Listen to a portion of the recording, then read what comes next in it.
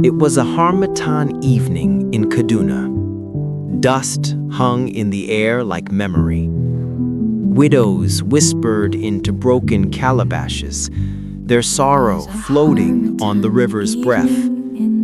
I listened, not to witchcraft, but to sound, alive, trembling and human. Then I heard her voice, my mother, calling me from the water and the wind.